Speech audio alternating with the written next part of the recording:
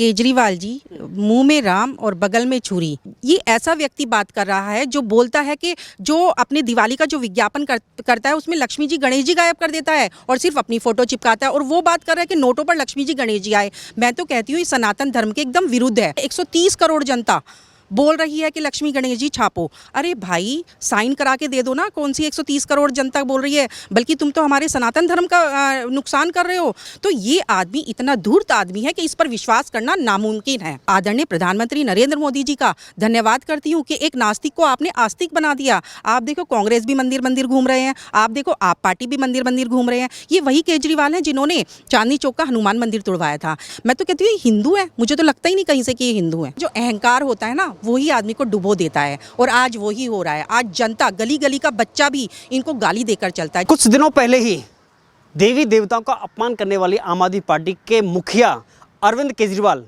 अब गणेश लक्ष्मी के नाम पर नोटों पर छपवाने की बात कर रहे हैं, और उनका सबसे बड़ा इसमें सवाल किया है कि पूरे देश की 130 करोड़ की जनता ने इस बात का समर्थन किया है। अब इसी पर राजनीति तेज हो गई है। इसी खास मुद्दे पर बातचीत करने के लिए हमारे साथ मौजूद हैं दिल्ली प्रदेश प्रवक्ता सारिका जैन। बहुत स्वागत है आपका खबर इंडिया पर। अरविंद केजरीवाल का एक तरफ इससे पहले कैबिनेट मंत्री देवी देवताओं का अपमान करते हैं और अब कह रहे हैं कि नोटों पे लक्ष्मी और गणेश की मूर्ति, मतलब एक चित्र होना चाहिए। देखिए, केजरीवाल जी, मुंह में राम और बगल में छुरी।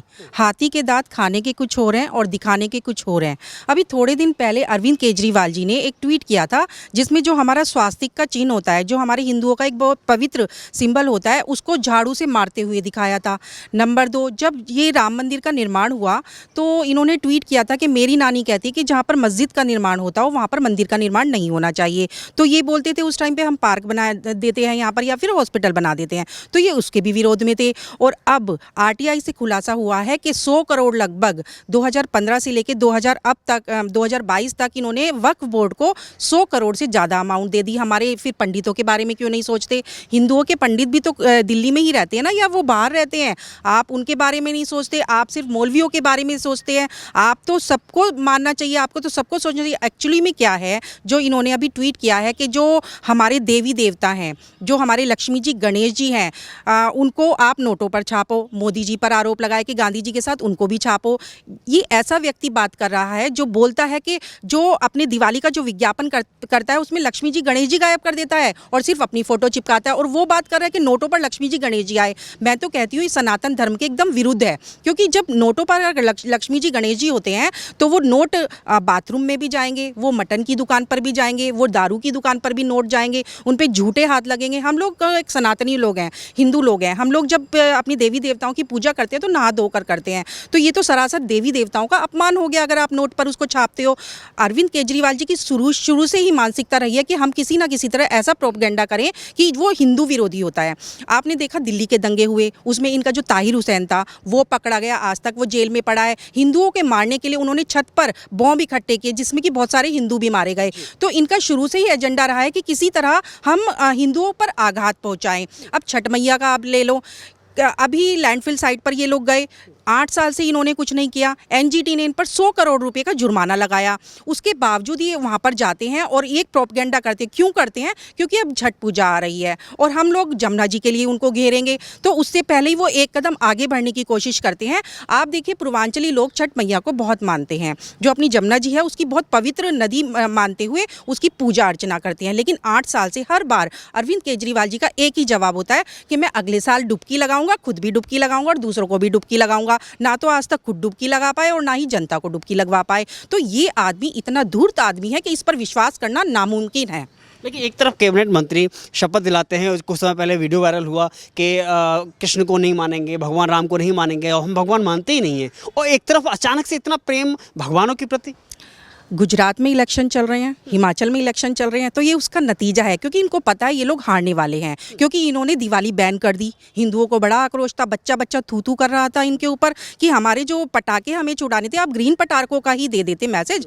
इन्होंने लेकिन क्या कह के उसको हटवाया कि यहाँ पर दिवाली पूजन, अगर आप दिवाली में पटाखे छुटाते हो तो प्रदूषण होगा। लेकिन अगले दिन जो प्रदूषण था उससे लोगों ने खूब जमकर पटाखे छुटाए, लेकिन उससे प्रदूषण नहीं हुआ। लेकिन जब पराली आती है, जब पंजाब से पराली का धुआं आता है तो उससे प्रदूषण होता है। पंजाब के लिए पहले चिल्लाते थे कि धुआं आएगा तो यहाँ पर धुएं के कारण दिल्ली में प्रदूषण है, लेकिन जब से इनके हाथ में पंजाब आया तब से ये चुप्पी साध कर बैठे हैं। ना तो पराली के लिए कुछ काम कर रहे हैं और ना ही जनता के लिए कुछ सेवा का कार्य कर रहे हैं। आप देखिए, जब पराली का पिछले साल की बात है, इन्होंने 7 लाख रुपया, ओनली 7 लाख रुपया पराली के लिए खर्च किया और उसके विज्ञापन इन्होंने 70 करोड़ में खर्च किए। तो एक तरफ आप विज्ञापन ले लो और एक तरफ आप पराली की दवाई ले लो। तो इन्होंने हर चीज़ में भ्रष्टाचार किया है, लोगों को बरगलाना आता है, जमीन पर उतरकर आज तक कोई काम नहीं किया। आप देखिए, सब चीज़ इनकी पोस्टर में होती है। इन्होंने बहुत काम किया है, मैं कहती हूँ बहुत काम किया, लेकिन पोस्टर में काम किया है, जमीन पर उतरकर कोई काम नहीं किया है। लेकिन एक और बात है ना कि आपने जैसे कहा दीपावली पर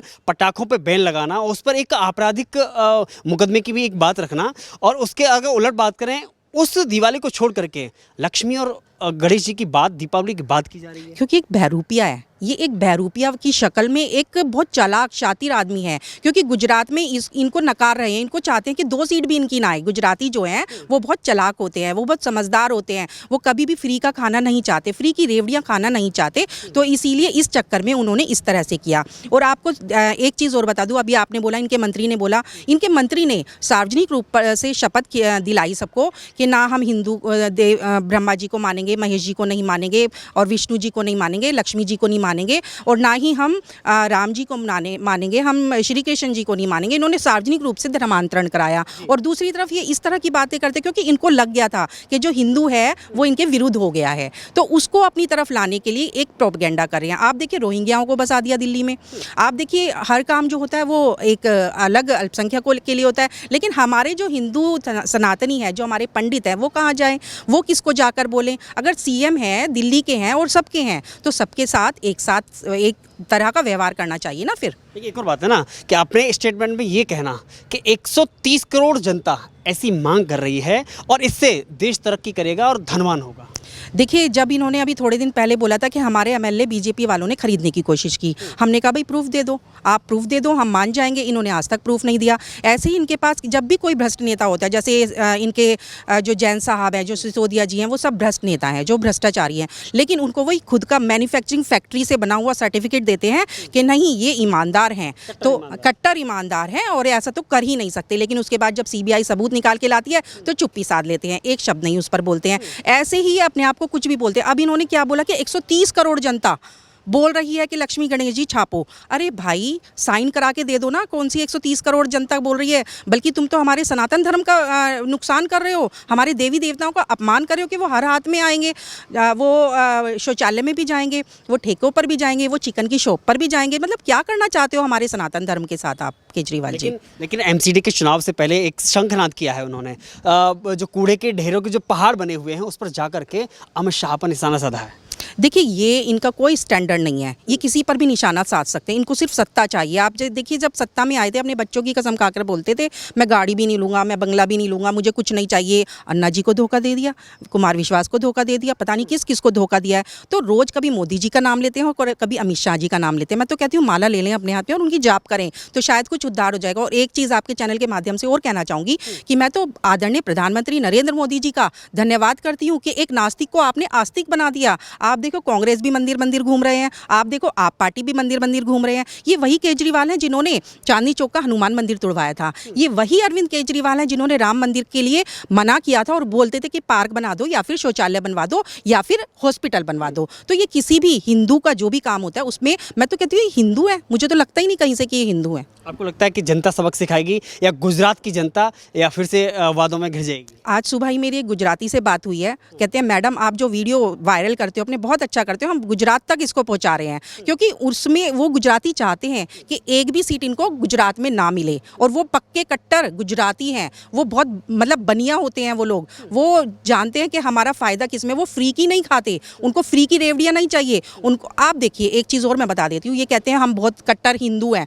आप देखिए, जब जब शराब के ठेके खुले, मंदिरों के सामने शराब के ठेके खुलवा दिए। क्या असर पड़ेगा उन लोगों पर जो मंदिर जाते हैं? क्या असर पड़ेगा उन पुजारियों पर जो रोज रात दिन भगवान की पूजा करते हैं? आपने कुछ नहीं देखा सत्ता के नशे में। आपने 6% जो शराब का कमीशन आना था सिर्फ उसको देखा, आपने कुछ नहीं देखा। ये तो सिर्फ एक ड्रामा है, ये तो सिर्फ एक बरगलाने वाली बात है, लोगों को ड्रामा दिखाना है। आप देखिए 8 सालों में इन्होंने पोस्टरबाजी की है, जमीन पर उतरकर इनके नेता भी ने भी काम नहीं किया और इन्होंने भी काम नहीं किया। जाते हैं 2 स्कूल बनवाते हैं और प्रचार करोड़ों का करते हैं। ऐसी कोई भी चीज़ हो, आप मोहल्ला क्लिनिक ले लो, आज सारे बंद पड़े हैं।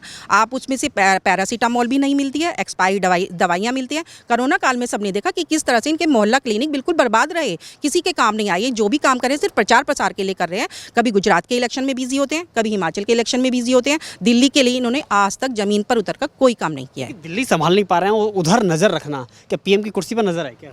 देखिए, अब ये पहले बात करते थे दिल्ली की, लेकिन आप इनके भाषण में देखो अब क्या बात होती है, देश की बात होती है। 130 करोड़ से अलग देशवासियों की बात होती है।